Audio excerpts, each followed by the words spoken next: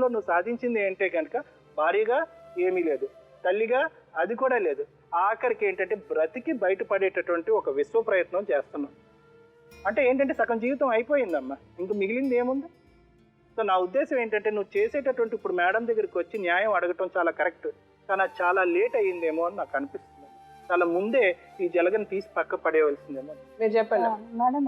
చాలా మటుకు ఈ మ్యారిటల్ ప్రాబ్లమ్స్ లో 80 to 90% ఏమో ఈ తాగుడు అనే వ్యసనం మూలాన భార్య భర్తల మధ్యన గొడవలు రావడము లేకపోతే విడిపోవడం అనేది జరుగుతుంది. ఇంకోటి ఏంటంటే 60 to 70% ఏమో ఇల్లీగల్ రిలేషన్షిప్స్ అంటారు.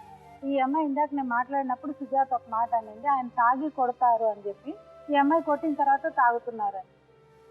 ఎప్పుడైతే ఇంకొక మాట కూడా ఆ అమ్మాయిని అడిగినప్పుడు మేము పోలీస్ కంప్లైంట్ లాంటిది కూడా నేను ఇచ్చాను. చాలా మటుకు ఇలాంటి కేసెస్లో మేడం ఎప్పుడైతే మేము జైలుకి వెళ్ళి వాళ్ళ కౌన్సిలింగ్ లాంటివి చేసినప్పుడు మీరు ఎందుకు వచ్చారు, ఏ కారణం మూలాన మీరు ఈ కేసు బుక్ చేసింది మీ ఆవిడ అంటే, నేను తాగి మా ఆవిడని కొడుతున్నాను కనుక నేను ఇక్కడ నేను జైల్లో ఉన్నాను అని. మరి మీరు బెయిల్కి ఎందుకు అప్లై చేయలేదు అంటే, ఏమో మాకు తెలియదు, ఆవిడ ఎందుకు వేసిందో తెలియదు అని. ఎప్పుడైతే మరి మేము వైఫ్ దగ్గరికి వెళ్ళి మీరు హస్బెండ్ మీరు ఎందుకు మీరు కేసు వేశారమ్మా అని అడిగినప్పుడు, మాకు తెలియదండి, మా ఇద్దరి మధ్యన గొడవలు, మేము తాగాడు ఆయన కొట్టాడు కనుక మేము పోలీస్ స్టేషన్కి వెళ్ళాము, ఆయన ఎవరి మాట వినలేదు కనుక ఆ కేసు బుక్ అయిపోయింది. అంటే ఇదంతా మేము చెప్పడానికి కారణం ఏంటంటే, వాళ్ళు ఈవెన్ లాలో కూడా వాళ్ళు ఏదైనా కేసు వేసినా కూడా వాళ్ళు జైలుకి వెళ్ళినా కూడా వాళ్ళలో పరివర్తన అనేది రాదు. వీళ్ళు పోలీసుల ద్వారా వాళ్ళని మార్చాలని అనుకున్నా కూడా వాళ్ళు మారరు. అంటే ఈ వ్యసనానికి అంత వాళ్ళు బానిసలైపోయి ఉంటారు. సో ఇలాంటి వాళ్ళ కేసెస్లో ఎక్కువ మటుకు పాపం బెయిల్స్ లేకుండా ఈవెన్ వాళ్ళ 15 రోజుల తర్వాత జ్యుడిషియల్ రిమాండ్ అయిపోయింది కదా అని చెప్పి అన్న తర్వాత ఎవరూ కూడా వాళ్ళకు షూరిటీస్ ఇచ్చి బెయిల్స్ ఇవ్వలేని పరిస్థితిలో ఎక్కువ మటుకు ఈ భార్యలను హింసించిన భర్తలు, ఈ తాగుడుకు వ్యసనమైన వాళ్ళే జైల్లో ఉంటున్నారు. అర్థమైందా? అంటే ఈ కారణం మూలాన మీరు పోలీస్ స్టేషన్కి వెళ్ళి మీకు ఏదో ఒక ఆసరా దొరుకుతుందనో, మీకు ఏదో ఒక రిలీఫ్ దొరుకుతుందేమో, ఆయన కొడుతున్నప్పుడు మేము పోలీస్ స్టేషన్కి వెళ్ళినా కూడా మీకు అలాంటి రిలీఫ్ వచ్చే అవకాశాలు, ఇందాక డాక్టర్ గారు చెప్పినట్టు ఈయన క్రానిక్ అంటే అలవాటు పడిపోయారు కనుక అది వచ్చే అవకాశాలు తక్కువ ఉంటాయి. మరి ఇలాంటి కేసెస్లో మరి రిలీఫ్ ఏంటి అని అన్నప్పుడు, ఎస్పెషల్లీ ఇలాంటి వాళ్ళని కేసెస్ బుక్ చేయకముందు అంటే మేబీ పోలీస్ స్టేషన్లో అంత వాళ్ళకి తీరుబడి ఉండదు కనుక కౌన్సిలింగ్ అనే ప్రక్రియను అక్కడి నుంచి రెఫర్ చేస్తారు. అక్కడికి కూడా వీళ్ళు కరెక్ట్గా వెళ్ళరు మేడం. వెళ్లకుండా మిమ్మల్ని కౌన్సిలింగ్కి మీరు వెళ్ళండి, మీరు అక్కడికి మాట్లాడండి, ఈ డీఅడిక్షన్ క్యాంప్స్కి వెళ్ళండి. మీలాంటి వాళ్ళ కోసమే గవర్నమెంట్ ఫ్రీ డీఅడిక్షన్ క్యాంప్స్ అని కూడా ఉంటాయి. అంటే తాగుడు మానిపించడానికి అక్కడి నుంచి కూడా మిమ్మల్ని పంపించే ప్రక్రియ కూడా ప్రతి పోలీస్ స్టేషన్లో ఇప్పుడు ఉందమ్మా. అది మీకు ఎవరికీ తెలియదు. ఎప్పుడైతే భార్య కొడుతున్నారు, నన్ను జైన్మూలాన కొడుతున్నారంటే అంత ఓపిక లేదు. కేవలం ప్రతి పోలీస్ స్టేషన్లో మేడం అమ్మా అలాంటి వాళ్ళది నిజమైన ప్రేమ కాదు, అది వ్యామోహం.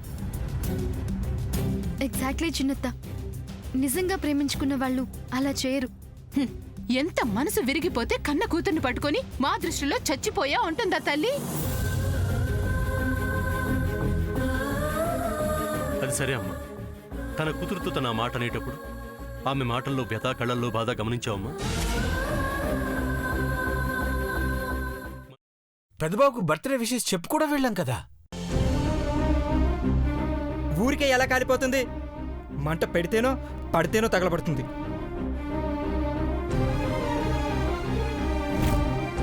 కరెక్ట్ చిన్నబాబు, నీకొచ్చినట్టే నాకు డౌట్ వచ్చింది. పార్వతే షర్టును తగలబెట్టిందనుకుంటా.